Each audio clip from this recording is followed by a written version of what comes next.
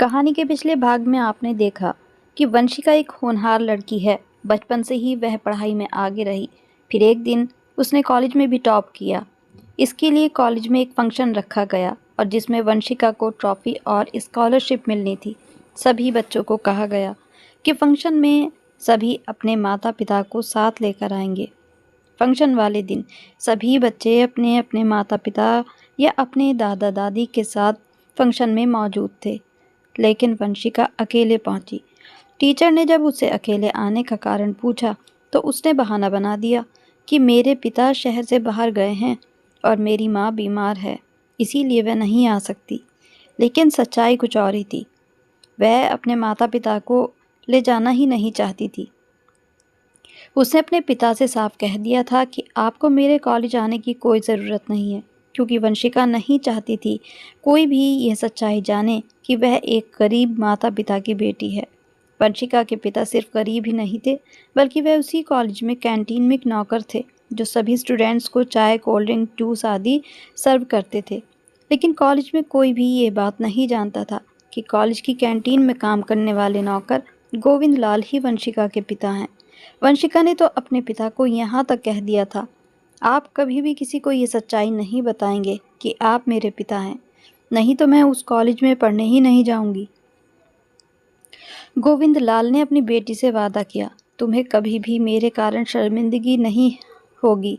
गोविंद लाल की तो अपनी बेटी के अंदर जान बसती थी। वह कभी भी उसे उदास नहीं देख सकते थे। वह खुद एक समय का खाना खाते, लेकिन अपनी बेटी को ऐसे पाला जैसे अमीर लोगों के बच्चे पलते हैं। पर वंशिका की माँ को वंशिका का ये व्यवहार अच्छा नहीं लगता था। उन्होंने अपने पति से कहा, मैं वंशिका से बात करूंगी, आज वे जो भी कुछ है आप ही के कारण है। लेकिन गोविंद लाल ने कोई भी सच्चाई उसको बताने से मना कर दी। कॉलेज के फंक्शन वाले दिन जब वंशिका का नाम पुकारा गया तो वह बड़े गर्व के साथ आगे बढ़ी और स्टेज की सीढ़ियाँ चढ़ने लगी। लेकिन सामने का नज़ारा देखते ही उसके रोंगटे खड़े हो गए, क्योंकि स्टेज पर प्रिंसिपल साहब की बराबर में शहर की जानी मानी बड़ी बड़ी हस्तियां बैठी थी। लेकिन प्रिंसिपल साहब के एकदम बराबर वाली कुर्सी पर जो व्यक्ति बैठा था, उसे देखकर तो वंशिका के पैरों तले ज़मीन निकल गई थी। वह कोई और नहीं, वंशिका के अपने पिता गोविंद लाल थे। यह देखकर वंशिका खड़ी की खड़ी रह गई। उसको कुछ भी समझ नहीं आया। उसका दिमाग जैसे चकराने लगा और उसकी आंखों से आंसू बह निकले। अब वह मन ही मन सोच रही थी कि मेरे पिता इतने बड़े और महान इंसान हैं, लेकिन मैंने अपने पिता को कभी पहचाना ही नहीं। मैं तो हमेशा उनकी गरीबी, उनकी हैसियत और उनके मैले फटे कपड़ों से नफरत ही करती रही। ये मैंने क्या कर दिया। उसके बाद प्रिंसिपल साहब ने स्टेज पर आकर गोविंद लाल के अतीत को खोल कर रख दिया था। अब देखिए आगे क्या होता है। हॉल तालियों की गड़गड़ाहट से गूंज रहा था। तभी वंशिका बड़ी गर्व के साथ स्टेज की सीढ़ियां चढ़ने लगी। लेकिन तभी सामने नज़र पड़ते ही जैसे सब कुछ ठहर गया। दिल जैसे एक पल के लिए रुक गया जब उसने देखा कि प्रिंसिपल साहब के साथ उसके अपने पिता गोविंद लाल बैठे हैं, वह भी ख़ास मेहमान की हैसियत से। यह एक ऐसा सच था जिसने उसके वजूद को हिलाकर रख दिया था।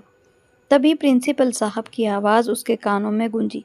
इंट्रोडक्शन जब हुआ तो प्रिंसिपल साहब ने कहा, हमारे बीच एक ऐसे इंसान मौजूद हैं जिन्होंने आज से कई साल पहले अपनी जान पर खेलकर कई बच्चियों को गलत हाथों में पड़ने से बचाया था और उनमें से एक बच्ची को गोद लिया था। फिर प्रिंसिपल साहब ने शुरू से आखिर तक की गोविंद लाल के अतीत की सारी कहानी बताई। गोविंद लाल जब छोटे थे, उनके बचपन में ही उनके पिता की मौत हो गई। छोटी सी उम्र में अब उन्हें अपनी माँ के साथ मजदूरी करने जाना पड़ा था। जैसे तैसे माँ बेटे अपना पेट पाल रहे थे। यही वजह थी उनकी पढ़ाई भी छूट गई थी। गोविंद लाल और उनकी माँ के लिए ये बहुत कठोर समय था। ना ही किसी रिश्तेदार और आस पड़ोस ने उनकी इस बुरे वक्त में मदद की थी। संस्कार और शिष्टता तो गोविंद लाल जी के अंदर कूट कूट कर भरी थी। उन्हें देखकर ऐसा लगता था कि वह किसी बड़े स्कूल में पढ़ रहे हों। धीरे धीरे समय गुजरा और वह बड़े हो गए। इस समय उन्हें एक अस्पताल में साफ सफाई का काम मिल गया था। जिस पर उन्हें अच्छा पैसा मिल जाता था। उनकी माँ ने उनकी शादी कर दी। ये वह समय था जब उनकी ज़िंदगी में खुशियों ने कदम रखा था। वह अपनी पत्नी के साथ में बहुत खुश थे। पर एक दिन उनकी माँ भी चल बसी थी। अपनी माँ को खोने का गम उनसे सहा नहीं जा रहा था। लेकिन उनकी पत्नी ने उनका इस समय में बहुत साथ दिया था। गोविंद लाल बहुत ईमानदारी और लगन के साथ अस्पताल में सफाई का काम करते थे। एक दिन अस्पताल में सफाई कर रहे थे तो उन्होंने देखा एक नवजात बच्ची को नर्सरी में रखा जा रहा है। कुछ दिनों तक उसकी माँ इसी अस्पताल में रही, लेकिन बच्ची नर्सरी में थी। जब गोविंद लाल नर्सरी की सफाई करने जाते तो उस बच्ची को बड़े ध्यान से देखते। उसको देखकर उन्हें उस पर बहुत प्यार आता था। हालांकि वहाँ पर और भी बच्चे थे, लेकिन वह बच्ची सबसे अलग ही थी। 3-4 दिन बाद वह बच्ची वहाँ से डिस्चार्ज कर दी गई और उसे अपनी माँ के पास भेज दिया गया।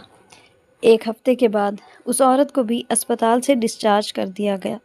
उस समय गोविंद लाल वार्ड के बाहर सफाई कर रहे थे जब उन्होंने देखा कि वही औरत और उसका पति हॉस्पिटल से बाहर की तरफ जा रहे हैं। लेकिन हैरानी की बात यह थी कि उनके साथ बच्ची नहीं थी।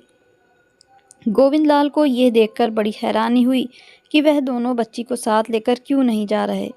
गोविंद लाल को उस बच्ची से काफ़ी लगाव हो चुका था, क्योंकि वह रोज़ाना ही 2 से 3 बार उस बच्ची को ज़रूर देख लेते थे। वह वार्ड के अंदर गए तो उन्होंने देखा कि एक नर्स उस बच्ची को उठाकर बाहर जा रही है।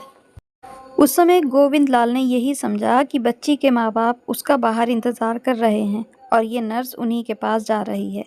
लेकिन हैरानी की बात यह थी कि ऐसा बिल्कुल भी नहीं हुआ। वह दोनों पति पत्नी हॉस्पिटल से जा चुके थे, जबकि नर्स तेज़ तेज़ कदमों के साथ बच्ची को लेकर वहाँ से निकल गई थी। फिर वह अस्पताल के गेट पर आई तो गोविंद लाल भी चुपके चुपके उसे देखने लगे। गेट के सामने आकर एक गाड़ी रुकी। नर्स उस बच्ची को लिए गाड़ी में सवार हो गई और फिर वह गाड़ी तेज़ी से वहाँ से निकल गई। यह बात गोविंद लाल को हजम नहीं हो रही थी। उन्होंने जल्दी से अपनी बाइक निकाली और उस गाड़ी का पीछा करना शुरू किया। वह गाड़ी का पीछा कर रहे थे और यही बात सोच रहे थे कि ऐसा कैसे हो सकता है कि एक माँ अपनी छोटी सी नन्ही सी बच्ची को छोड़कर अकेली चली जाए, और ये नर्स बच्ची को लेकर आखिर कहाँ जा रही है। शायद ड्राइवर ने शीशे से उन्हें पीछा करते हुए देख लिया था, इसीलिए उसने गाड़ी की स्पीड पहले से भी ज़्यादा बढ़ा दी। ट्रैफिक सिग्नल पर गाड़ी को रुकना पड़ा तो गोविंद लाल बिल्कुल गाड़ी के पास आ गए। गोविंद लाल समझ गए थे कि कुछ तो गड़बड़ ज़रूर है। इस बच्ची को इसके माता पिता के पास तो हरगिज़ नहीं ले जा रहे। गोविंद लाल उस गाड़ी के सामने आ गए।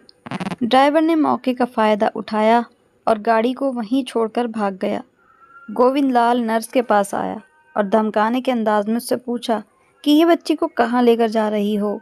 सच सच बताओ, वरना मुझसे बुरा कोई नहीं होगा। यह सुनकर नर्स और ज़्यादा घबरा गई और रोने लगी। कहने लगी, साहब मेरी कोई गलती नहीं, मैंने कुछ नहीं किया। वह ऐसे बोल रही थी जैसे कोई चोरी की हो या फिर बहुत बड़ा जुर्म करने जा रही हो।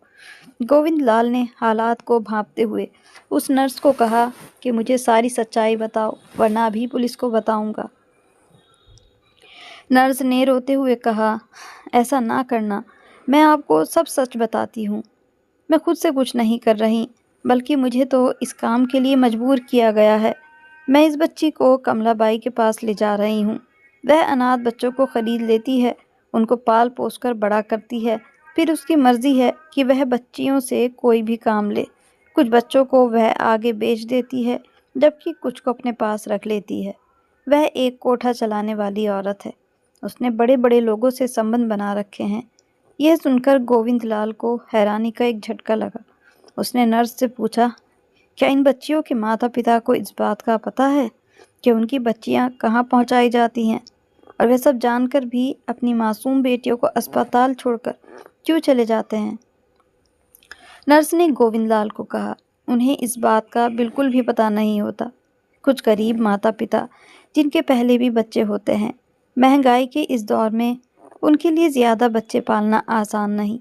वह अपनी मर्ज़ी से ही अपने बच्चों को अस्पताल में छोड़कर चले जाते हैं, क्योंकि डॉक्टर साहब उन्हें ये कहते हैं कि अगर वह अपनी मर्ज़ी से कोई बच्ची यहाँ छोड़कर जाएंगे तो उस बच्ची को आश्रम में भेज दिया जाएगा, जहाँ उसकी बहुत अच्छी देखभाल की जाएगी और उसे बहुत अच्छी तरीके से पाला जाएगा। अच्छे स्कूल में पढ़ाया भी जाएगा। माता पिता को सुहाने सपने दिखाए जाते हैं और उन्हें इस चीज़ के लिए पैसे भी दिए जाते हैं। इसीलिए वह अपने बच्चों को अस्पताल में छोड़ने के लिए तैयार हो जाते हैं। डॉक्टर अपने आदमियों के द्वारा इन बच्चियों को भानुमति के पास भेज देता है। जैसे जैसे ये सारी बातें गोविंद लाल सुनते जा रहे थे, उनका दिमाग चकराने लगा। उन्हें खुद पर ही गुस्सा आ रहा था कि पिछले 7 सालों से मैं इसी अस्पताल में था, लेकिन ये काम इतनी खामोशी से चल रहा था कि किसी को कानो कान खबर भी न हुई, जबकि मैं रोज़ उस वार्ड की सफाई करता था और इस अस्पताल का हिस्सा था, लेकिन मुझे कभी इस बात का शक भी न हो सका। अब गोविंद लाल ने ठान ली थी कि गुनहगारों को जेल की सलाखों के पीछे भेज कर रहेंगे। गोविंद लाल ने नर्स से कहा कि तुम अपने किए पर पछतावा है और क्या तुम मेरी मदद करोगी ताकि मैं गुनहगारों को पकड़वा सकूं। नर्स ने कहा, मैं ज़रूर आपकी मदद करूंगी, लेकिन मेरी जान को खतरा होगा। गोविंद लाल ने उस नर्स को भरोसा दिलाया, तुम्हें कुछ भी नहीं होगा। गोविंद लाल ने बच्ची को नर्स से लिया और उस बच्ची को अपने घर लेकर चले गए। अपनी बीवी की गोद में डाल दिया, लेकिन गोविंद लाल अभी चुप नहीं बैठ सकते थे। उन्होंने बहुत से लोगों को बेनकाब जो करना था, वह नर्स को अपने साथ पुलिस स्टेशन लेकर गए और उसका बयान रिकॉर्ड करवाया। सबसे पहले पुलिस ने अपने सिपाहियों की मदद से अस्पताल पर छापा मारा और डॉक्टर के साथ काफ़ी लोगों को गिरफ्तार भी किया, क्योंकि अब भानुमति को पकड़ने की बारी थी। जब उसके घर पर छापा मारा गया तो पता चला कि वह शहर छोड़कर पहले ही फरार हो चुकी है और सारे बच्चियों को भी अपने साथ ले गई है जो उसको बेची गई थी। भानुमति का नंबर ट्रेस करने की कोशिश की गई, लेकिन नंबर भी बन जा रहा था। उसने अपने पीछे कोई भी सबूत नहीं छोड़ा था। वह कहाँ गई कुछ पता नहीं चल रहा था। नर्स के पास भानुमति के एक नौकर का नंबर था। जब नर्स ने उस नंबर पर कांटेक्ट किया तो उसका नंबर ऑन था। कोई पुलिस ने उस नौकर को पकड़ा और कहा, अगर तुम हमारे साथ दोगे तो हम भी इस बात का वादा करते हैं कि तुम्हें कोई नुकसान नहीं पहुंचेगा और सरकार की तरफ से तुम्हें इनाम भी दिया जाएगा। नौकर ने कहा, मैं भी गुनाहों के दलदल से निकलना चाहता हूँ। नौकर की मदद से भानुमति का ठिकाना पता चल गया और भानुमति के साथ साथ उन लोगों को भी गिरफ्तार कर लिया गया जो उस इलाके में ये दिखावा करते थे कि वह लोगों की सेवा करने की भावना रखते हैं। ऐसा वह दिखावा करते थे, लेकिन अंदर से तो वह शैतान थे। बहुत से लोग गोविंद लाल की वजह से बेनकाब हो चुके थे और सबसे बढ़कर वह लावारिस बच्चियां जो भानुमति से बरामद हुई थी, जिनकी उम्र लगभग 3 से 7 साल के बीच की थी, जिन्हें अच्छाई या बुराई के बीच का फ़र्क भी नहीं पता था। गोविंद लाल की वजह से वह बच्चियों का जीवन बर्बाद होने से बच गया। गोविंद लाल को सरकार की तरफ से बहुत बड़ा इनाम दिया गया था और हर अखबार में उनकी फ़ोटो छपी थी। उस समय वह उस शहर के एक हीरो जैसे बन चुके थे। शहर के बड़े बड़े नामी लोग अपनी महंगी महंगी गाड़ियों में बैठकर उनसे मिलने उनके टूटे फूटे मकान में आए थे और उनको इस अच्छे काम के लिए मुबारकबाद दी थी और उनकी प्रशंसा की थी। यहाँ तक कि पैसों की पेशकश भी की गई थी। लेकिन गोविंद लाल एक बहुत ईमानदार और खुददार इंसान थे। ये काम उन्होंने एक इंसानियत के नाते किया था, इसीलिए इसके बदले वह कुछ भी नहीं चाहते थे और उन्होंने सभी लोगों से कुछ भी लेने के लिए साफ इनकार कर दिया था। गोविंद लाल एक एहसान मानने वाले इंसान थे। उन्होंने उस नर्स को भुलाया नहीं जिसकी मदद के बगैर ये काम नहीं हो सकता था। फिर उन मासूम बच्चियों को आश्रम में भेज दिया गया। उसके बाद गोविंद लाल उस पति पत्नी के पास गए थे जो अपनी मासूम बच्ची को छोड़कर चले गए थे। गोविंद लाल ने रोते हुए कहा था कि तुम लोगों ने ऐसा क्यों किया? एक मासूम बच्ची को बदनसीबी की आग में जलने के लिए छोड़कर क्यों चले आए? वह दोनों रो रहे थे और कह रहे थे, हम अपनी गरीबी के हाथों मजबूर थे, लेकिन हमें नहीं पता था कि वह जालिम हमारी बेटी को बेच देगा। गोविंद लाल ने वह मासूम बच्ची उनके हवाले की और बहते हुए आंसुओं से कहा, इसका ख्याल रखना। ये कहकर वह वापस आए वे अपने आंसुओं को छुपाने की कोशिश कर रहे थे, लेकिन वह दोनों पति पत्नी गोविंद लाल के दिल का हाल जान चुके थे। इसीलिए बच्ची के माता पिता ने उस बच्ची को गोविंद लाल को सौंप दिया और कहा कि आज से आप ही इसके पिता हैं। गोविंद लाल ने उस बच्ची को सीने से लगाया और वापस अपने घर लौट आए। गोविंद लाल ने उस बच्ची का नाम वंशिका रखा। उनकी अपनी कोई औलाद नहीं थी, इसीलिए उन्होंने बच्ची को बड़े नाजों से पाला। इस घटना के बाद अस्पताल को सील कर दिया गया था और फिर गोविंद लाल जी इस कॉलेज की कैंटीन में काम करने लगे। हालांकि वह चाहते थे तो इस कॉलेज के किसी बड़े पद पर भी बैठ सकते थे, लेकिन उन्होंने सीधी सादी जिंदगी को चुना था। ये कहानी बताते बताते प्रिंसिपल साहब खुद बहुत भावुक हो गए थे और वहाँ बैठा हर एक माता पिता, हर एक स्टूडेंट्स की आंखों से आंसू बह रहे थे। प्रिंसिपल साहब ने बताया, गोविंद लाल के द्वारा बचाई गई वह बच्चियां अब जवान हो चुकी हैं और आज इस कॉलेज में मौजूद हैं। एक एक करके वह सभी लड़कियां गोविंद लाल से आशीर्वाद लेने आ रही थी और गोविंद लाल उनके सिर पर हाथ रख रहे थे। शहर के बड़े बड़े इज्जतदार लोग भी गोविंद लाल के पास आकर उनसे गले मिल रहे थे। वंशिका स्टेज पर एक और खड़ी आंसू बहा रही थी। उसके बाद वंशिका को इनाम दिया गया, लेकिन उसकी नज़रें अपने पिता के सामने उठ नहीं पा रही थी। पिता से पहले ही वह अपने घर पहुंच गई और पिता के घर पर पहुंचने के बाद वह गोविंद लाल के पैरों में गिर पड़ी और रो रो कर माफ़िया मांगने लगी। गोविंद लाल ने अपनी बेटी को गले से लगाया। वंशिका को ज़िंदगी का सबसे बड़ा सबक मिला था कि इंसान को इसकी बाहरी हालात से जांचने की कभी कोशिश ना करो।